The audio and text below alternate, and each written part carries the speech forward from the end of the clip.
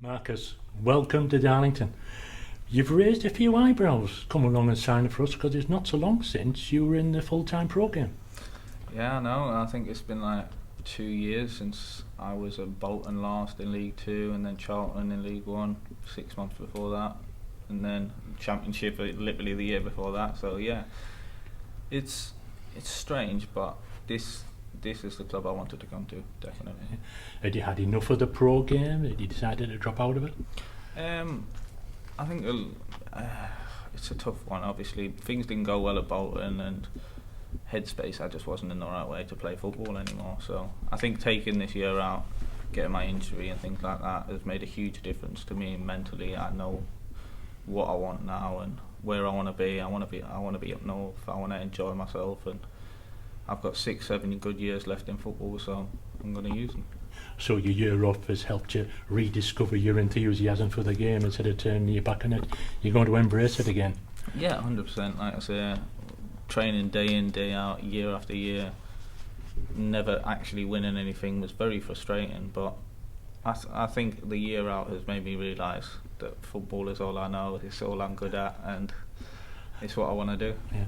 I took the trouble to have a look at some of your background at Peterborough. You were there for 6 years. You were nominated once to be in the League One team of the season. You scored some cracking goals, one in particular against Shrewsbury. You must have had some great times there. Individually, yes. Like I say, I had some good performances. I won Player of the Month, Goal of the Month, things like that. But there was always something missing, that I never won a trophy as a team. And that has always bugged me, that I've never actually been promoted. I've never won anything as a group. So definitely coming here, that is definitely my goal. Yeah, you missed out on promotion very marginally at Peterborough, didn't you? I think it was 2017-18 season. I think it was most years. Most years we were in the top six for the majority of the season, and for some reason or another we didn't make it, and it was so frustrating having to build yourself back up and go again. And year after year I did that, but eventually it just became a bit too much. And eventually you turned you're back on the pro game, I think, after you'd had a loan spell at Bolton. Yeah, and like I said, my loan spell at Bolton, it just didn't go well, and I think that was the final, this isn't for me. But like I said, this year out has made me realise how much I do actually miss it. Yeah. How fit are you then, if you haven't been playing regularly? I know you played for Spalding last season. Mm-hmm. You played a few games, not all the way through, but how fit are you now? I'd like to say since my operation about 5 months ago, I've been in the gym, been running, doing everything I can, basically every single day. I knew this was my opportunity in the summer to find a club and get back to where I wanted to be, so I didn't have a job to go to, so I'd be in the gym most days, and yeah, I think I've come a long way. So was it a case of moving back to your roots in the northeast and trying to find a club? I think I've always loved the north. Even when I lived down south, I found the north are nicer people, more welcoming.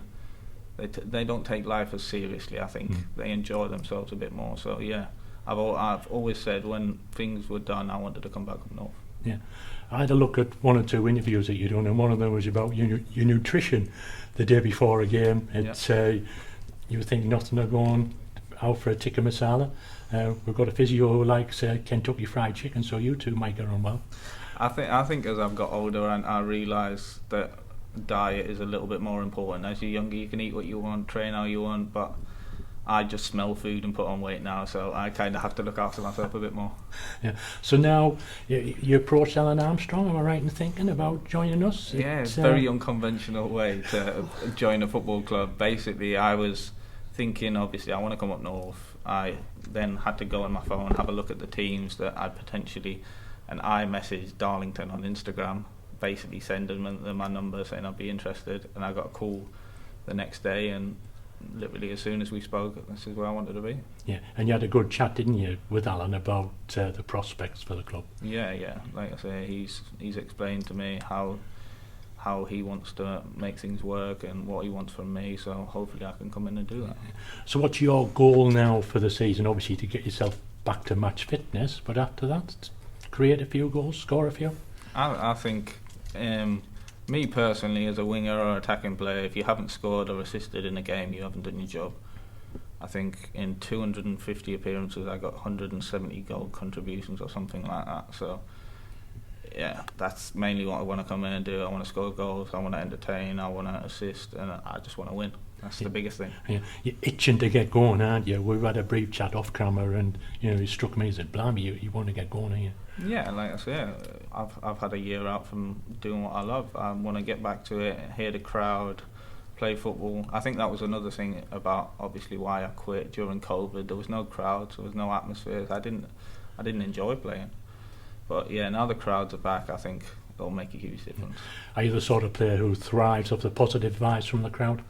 Positive and negative. I enjoy playing away. I enjoy being heckled. I enjoy playing at home, and I enjoy being loved. It's everything. It's just the whole atmosphere about football. Well, Marcus, we hope you have a great time at Darling. Thank you very much.